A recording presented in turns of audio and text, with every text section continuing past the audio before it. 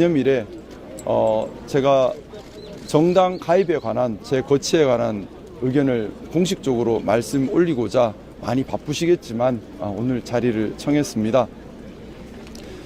제가 지난번 국민의힘을 탈당할 때 참 민주보수의 길을 걷겠다고 약속드렸습니다. 제가 생각하는 보수라고 하는 것은 보수, 진보, 진영으로 나누어서 진영 속에서 보호받고 서로 비난하는 싸우는 정치를 이야기하는 것이 아닙니다. 보수라고 하는 것은 보수의 기능과 역할을 하는 것이고 진보라고 하는 것은 진보의 기능과 역할을 하는 것입니다. 보수의 기능과 역할이라고 하는 것은 민주주의를 지키고 법치주의를 지키고 공정하고 개방적이고 자유롭고 포용 있고 품위 있는 그런 사회를 만들어서 사회의 안정성을 지키고 국민들을 위하는 그것이 보수의 기능입니다. 진보의 기능은 시대 정신을 반영해서 계속해서 혁신해 나가는 그것이 저는 진보의 기능이라고 생각하고, 보수가 단단하게 사회의 틀을 지켜야지만 진보가 진보의 기능을 또 할 수 있다. 그래서 서로 함께 상생 발전해 가는 것이 보수와 진보라고 생각합니다. 기능으로 접근하기 때문에, 진영이 아닌 기능으로 접근하기 때문에 한 사람이 보수의 기능과 진보의 기능을 다 할 수도 있고 또 한 사람이 둘 다 못할 수도 있습니다. 제가 국민의힘을 탈당할 수밖에 없었던 것은 국민의힘이 더 이상 보수의 기능과 역할을 하지 않고 진영 논리에 숨어서 일하지 않은 채 진영으로만 정치 세력을 유지하려고 했기 때문에, 또 그것을 저 힘으로 바꿀 수 없었기 때문에 나왔고요. 그 후에 많은 고민을 했습니다. 제가 추구하는 참 민주보수, 어떻게 민주주의를 지킬 것인가, 어떻게 법치주의를 지킬 것인가, 어떻게 공정한 사회, 자유롭고 개방적이고 포용 있고 품위 있는 대한민국을 만들어 갈 것인가, 제가 어떤 역할, 어느 정당에서 그런 역할을 해야지 이걸 잘 할 수 있을 것인가 하는 부분, 그리고 또 하나의 부분도 고민했습니다.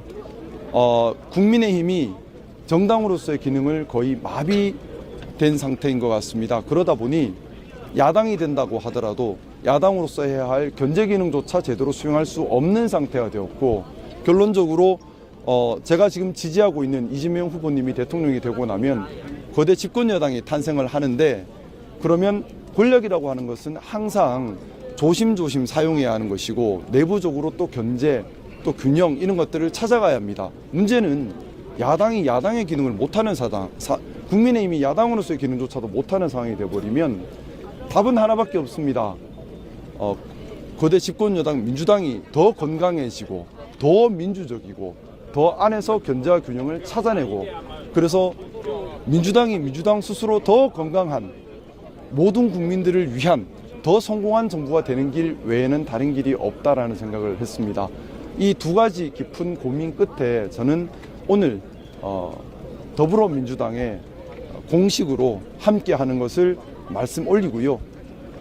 더불어민주당에 입당해서 처음부터 바닥에서부터 배우면서 함께하고 더 건강한 더불어민주당을 만들어서 함께 국민들을 받드는, 국민을 위하는 정치를 하겠다 약속을 드리겠습니다. 저는 정치라고 하는 것이 시작도 국민을 위해 있어야 하고 끝도 국민을 위해 있어야 한다고 생각합니다. 진영 정치는 국민을 도구로 보는 나쁜 정치입니다. 국민이 주인이십니다. 국민이 주인이시기에 잘하면 박수 쳐주고 못하면 혼내야 합니다.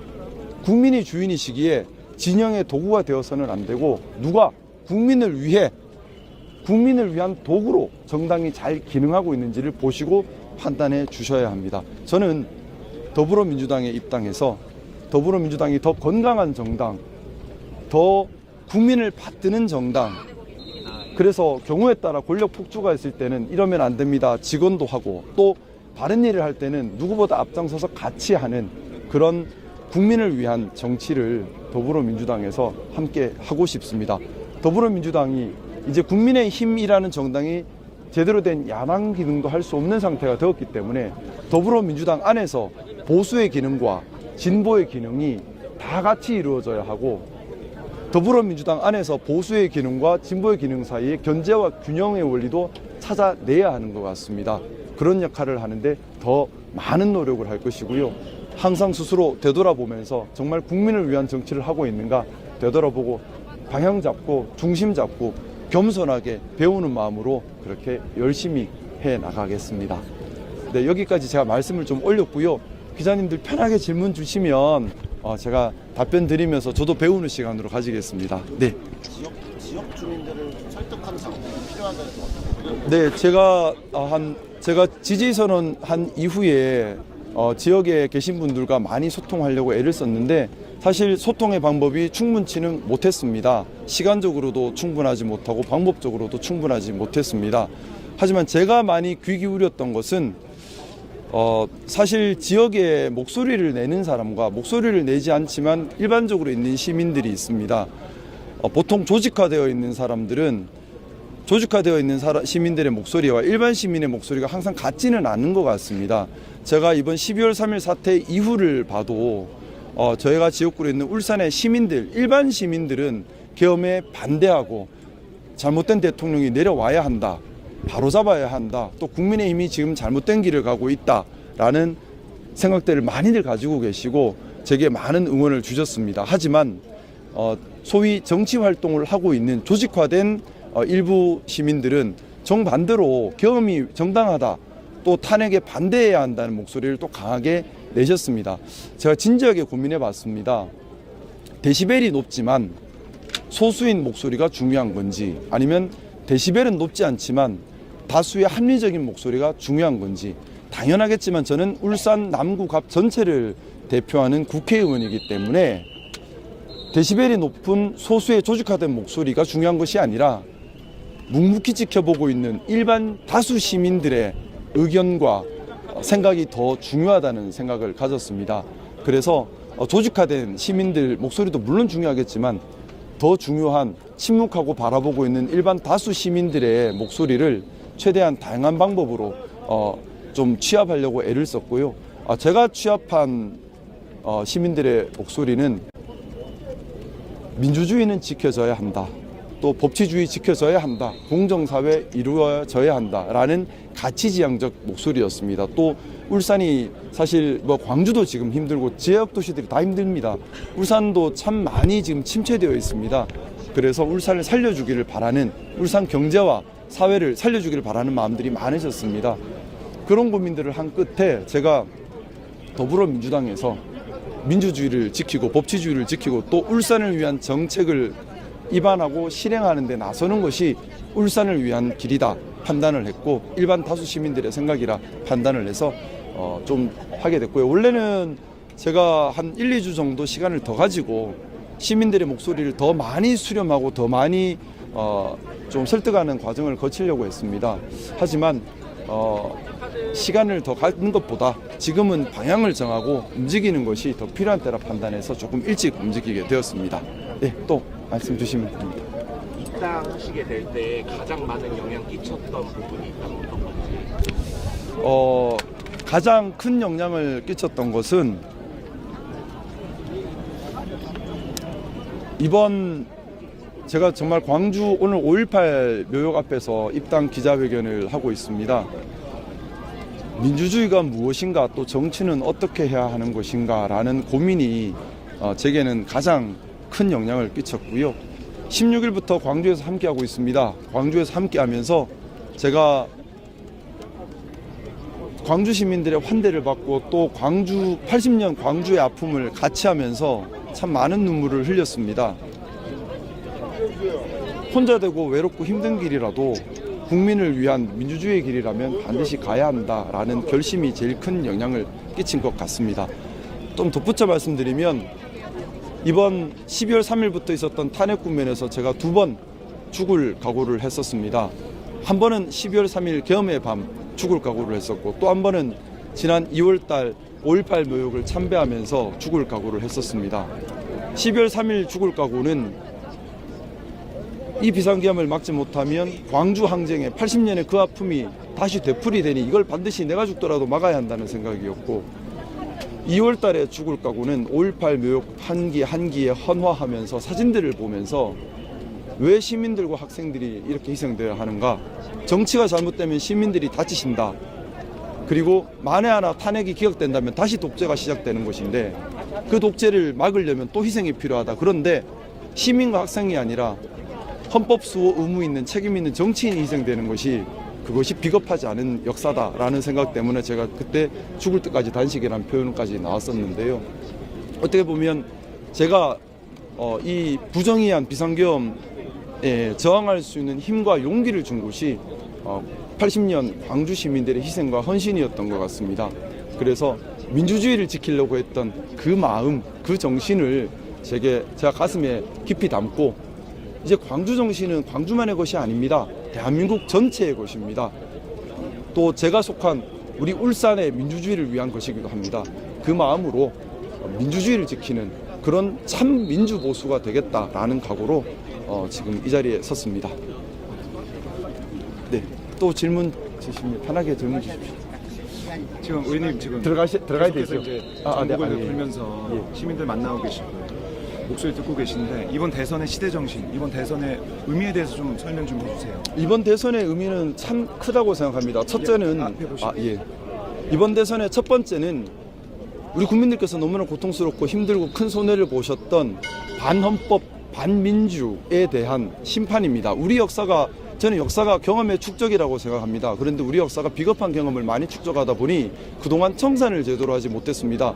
일제잔재를 청산하지 못했고 독재잔재를 청산하지 못했고 극우잔재도 청산하지 못했습니다. 그 잔재들이 모여서 지금 여기 5.18 묘역인데요. 오시다 보셨겠지만 입구에 5.18 유족들을 모욕하는 집회가 아직까지도 있습니다. 2025년 현재도요. 극우잔재를 청산하지 못한 겁니다. 그것 때문에 결국 12월 3일 아픔이 생겼다고 생각합니다. 그걸 정리하는 그런 선거라는 의미가 있고요. 또 두 번째로 국가가 너무나 큰 어려움에 빠졌습니다. 서민 경제가 너무나 어렵습니다. 저출산 축소사회 기업 경쟁력이 약화됐고요. 서민들, 기업들 한계 선상에 도달한 지 오래입니다. 구해내야 됩니다. 또 의료, 노동, 여러 가지 연금 개혁들 이런 것들을 더 이상 미룰 수 없는 단계까지 왔습니다. 이제는 힘있게 개혁을 추진해야 되는 상황입니다. 뿐만 아니라 AI와 로보틱스 등 시대 전환 시대입니다. 이 시대 전환 시대는 AI와 로보틱스 혁명은 우리 인류가 경험하지 못한 대규모 사회, 정치, 문화의 변화를 가져올 것입니다. 이걸 선도적으로 통제력 있게 접근하지 못하면 우리는 자칫 제2의 식민지가 될 수도 있습니다. 그런 중차대한 일을 잘하고 시대 정신을 알고 민주주의 정신이 있는 그런 분께서 국가의 방향성을 정해야 되는 저는 그런 중요한 선거라고 생각하고 있습니다. 네, 또 질문이 있으신가요? 저는 광주 시민대 네, 김상호 의원님 진짜 환영합니다. 감사합니다. 76세입니다.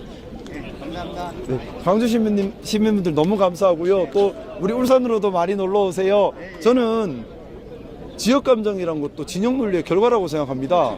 세상에 영원함이 어디 있습니까? 다 같은 대한민국 국민이고요. 다 같이 아파하고 다 같이 웃어야 하고 다 같이 행복해야 합니다. 서로 정말 손잡고 같이 했으면 좋겠고요. 제가 말씀 나왔으니까 얘기인데 정치인들 정말 나빠요. 영원한 지역 감정 이용해서 자기 표만 계산할 뿐이지 광주, 대구, 광주, 울산 교통이 4시간, 5시간 걸립니다. 서울 가는 것보다 2배, 3배 더 걸려요. 정말 지역 감정 해소하고 싶었으면 교통부터 풀었어야죠. 도대체 그 긴 시간 동안 이용해서 표만 따먹고 도대체 이걸 해결하려고 시도하지 않았던 비겁한 정치 이제 그만하고 정말 국민을 받드는 국민을 위한 정말 국민들께서 손잡고 같이 살 수 있는 정치를 같이 만들어 가기를 정말 호소드리고 싶습니다. 저부터 그렇게 하겠습니다. 의원님, 네, 의로운 투쟁을 하고 계시는데 울산 시민들의 지지를 받고 계십니까?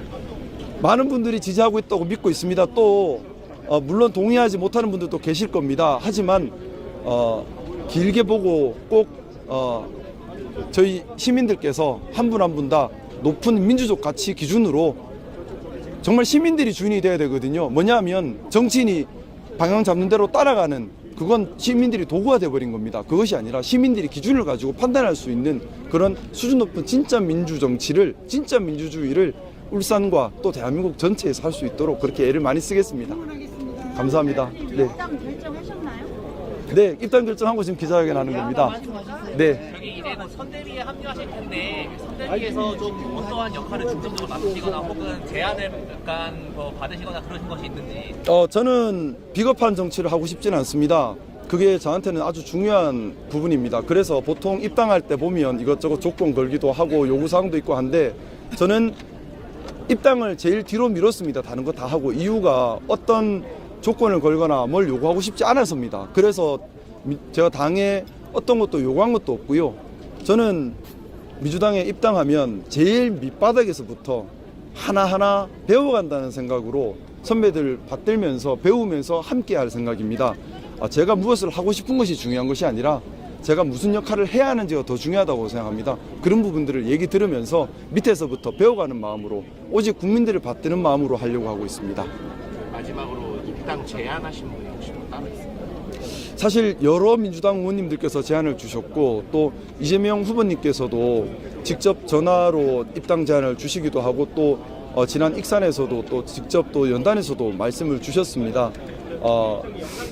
사실 좀 이 부분도 말씀을 꼭 드리고 싶습니다. 저도 이재명 후보님에 대해서 깊이 있게 알려고 애쓰기 전에는 소위 말하는 프레임 공격, 인신 공격 때문에 나쁜 선입견을 가지고 있었고 아마 많은 보수 지지층이 그러실 것 같습니다. 하지만 제가 정말 면밀히 확인을 해보니 상당 부분은 거짓되고 과장되고 잘못된 것이고요. 또 유세할 때마다 얘기를 다 들어보면 제가 가진 생각과 거의 같은 생각들이십니다. 그래서 깜짝 놀랄 만큼 제가 평소 가지고 있는 생각과 완벽하게 같은 생각이 있어서 제가 깜짝 놀랐습니다. 제가 그래서 이 부분 말씀 꼭 드리고 싶어요. 뭐냐면 정치가 비겁하면 안 돼요. 정치가 보면 어느 순간부터 메시지에 대해서 합리적, 발전적 토론을 하는 것이 아니라 뒷조사해서 고소고발하고 헛소문 퍼뜨리고 인신공격하고 프레임 공격하고 이런 비겁한 정치가 됐어요. 자, 근데 프레임 공격하고 인신공격하고 뒷조사하고 고소고발하면 그 정치가 국민을 위한 정치인가요? 메시지에 대해 아무 논의가 없는데 정치가 정치로서 국민을 받들려면 이 정치인이 무슨 얘기를 하는지 어떤 나라를 만들려고 하는지 그게 맞는지에 대한 발전적 합리적 비판과 토론이 있어야 되는 겁니다.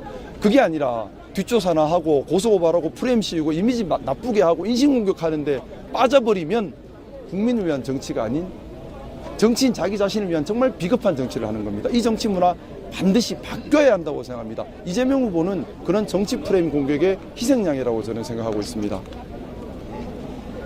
대한민국에서 많은 관심을 갖고 있는데 네. 심정이 어떻습니까? 짧게 말해주세요. 국민들께 송구한 마음이 커요. 제가 일단 저희 지역구 국민들께서 제가 국민의힘 후보로 나와서 표를 준 분들도 많이 계실 겁니다. 하지만 당을 옮기는 것 때문에 속상한 분들 계실 것이고 거기에 대한 송구함이 크고요. 그리고 또 12.3 내란으로 인한 국민들의 혼란과 어려움이 손해가 컸습니다. 거기에 대한 송구함이 크고